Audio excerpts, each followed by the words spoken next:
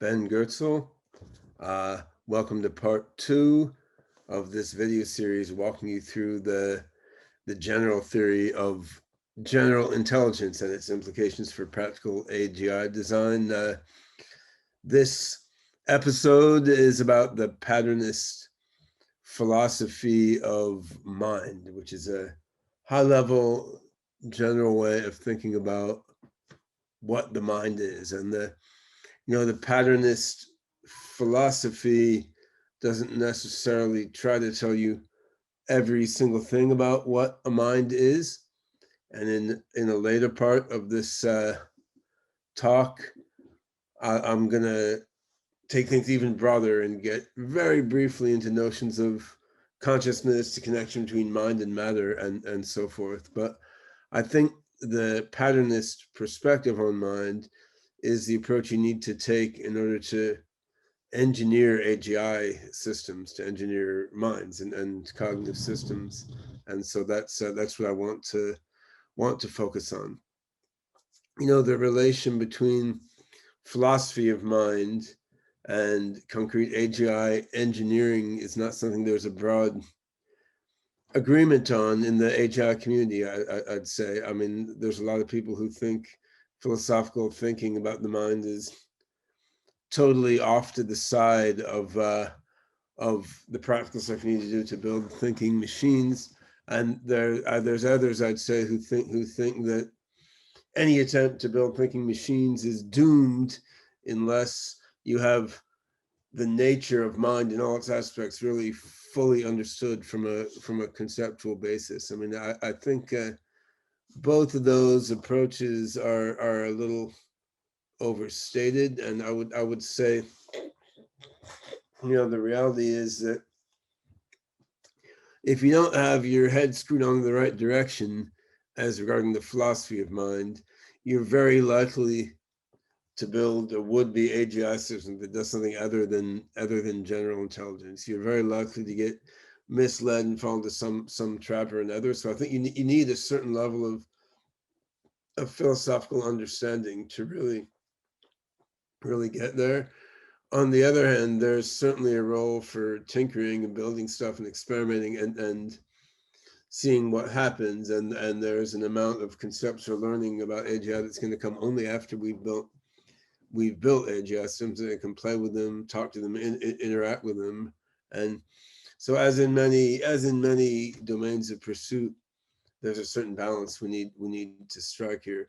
I think we need to go fairly far in the philosophical direction of understanding what mind is. We don't have to resolve every philosophical issue. We've got to get ourselves in the right region of design space and then build and then refine our philosophical, scientific, engineering and practical understanding altogether. And that's the spirit in which I'm going to give a little bit of Patternist philosophy of mind here, and then plunge into more practical and mathematical and engineering aspects of general intelligence. So let me share my screen once more. So if you want more depth on Patternist philosophy of mind, my book, The Hidden Pattern, from it was 2006 or something, summarizes it reasonably concisely, like one book. Hidden Pattern is actually a summary of a bunch of ideas from many books I wrote over a couple decades before that, and there's some new concepts introduced there too. I mean, my thinking on patternism is always evolving, and there's new twists and new formalisms being invented, but the crux of the idea is there in the hidden pattern. And at base, it's a very simple perspective. Mind is viewed as, from a certain useful perspective, being made of patterns. And I don't want to say that's the only useful perspective, but I think it's a very valuable one. I mean, a mind is the set of patterns associated with an intelligent system. A mind is a system of patterns which is oriented toward recognizing patterns in itself and the world. So many of the patterns constituting a mind are patterns in dynamics over time, and their patterns in how patterns are recognized, right? And critically, this includes patterns regarding what processes, what dynamic patterns are likely to lead to the achievement of which goals in which contexts. And the achievement of a goal is itself a pattern. The context is itself a pattern. So you can look at patterns that are implications of the form context and procedure implies goal achievement, where the context, the procedure, and the goal achievement are all viewed as patterns, as is the implication. And then the mind associated with the system is a fuzzy set of patterns observable in that system, and patterns that are emergent between that system and other ones. So I mean, the patterns in this coffee cup include this nice colorful pattern, right? They include the arrangement of the molecules in there, and there's also patterns emergent, say, between this cup and the coffee, and the cup and the coffee and me as I drink it. And these emergent patterns are also part of the mind of the coffee cup. Those emergent patterns are also part of the mind of me. And here you're getting into the sort of extended mind hypothesis that, my mind has the patterns in my brain, patterns in other parts of my body, the patterns emergent between my brain and other parts of my body. Also, the patterns emerge between my brain and its habitual environment towards which it's adapted, like this coffee cup. The fit between my hat and the head in the end is part of my mind, though with less of a fuzzy membership degree than, say, my self-model or my thoughts about the general theory of general intelligence. And intelligence, we can think of a lot of different ways. I'll talk about the definition of intelligence a little later, but you can partially conceive of intelligence as the ability to achieve complex goals in complex environments. And this is not a complete summary of what intelligent systems are up to, but it's an interesting piece of intelligence to look at. And if you're looking at intelligence as partially conceivable as achieving complex goals in complex environments, the definition of complexity then becomes very interesting. And we'll dig into that a bit later too. Roughly, you can look at complexity as meaning has a lot of patterns in it, and there's different ways to measure what a lot is, right? So you can summarize this a lot of different ways. One would be a mind is a collection of patterns associated with a persistent dynamical process that achieves, pattern-rich goals in pattern-rich environments. And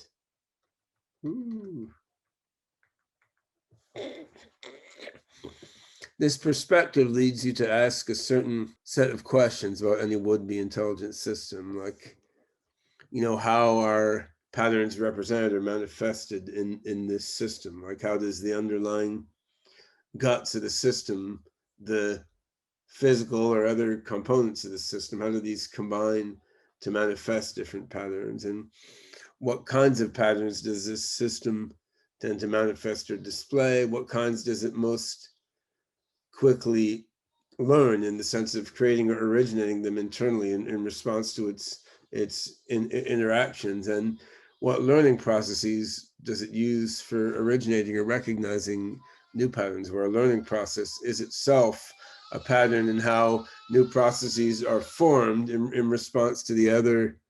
A learning process is a pattern regarding how new patterns are formed in response to the patterns that are coming into the system and observed by the systems. And to the extent the system recognize patterns in itself, how is this reflexivity enabled? And the answers to these questions, when you pursue them in the context of complex intelligent systems in the real world, I mean, these lead to a whole bunch of familiar yet often imperfectly understood big hairy concepts, like evolution. I mean, evolution you can view from a pattern systems perspective as a way to get new patterns to pop out of an existing system of patterns by variation on the patterns that are already there, and combination of pieces of existing patterns with other pieces of existing patterns. And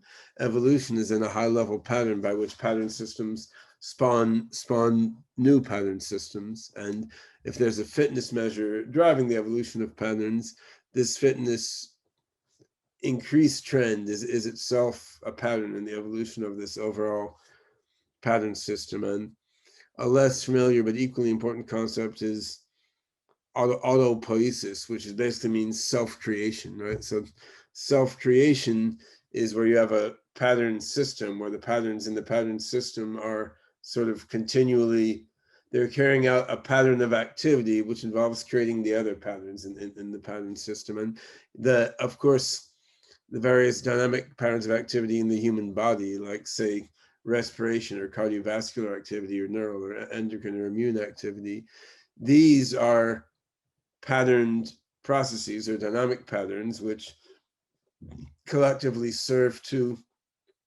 reinforce and co-create and perpetuate each other.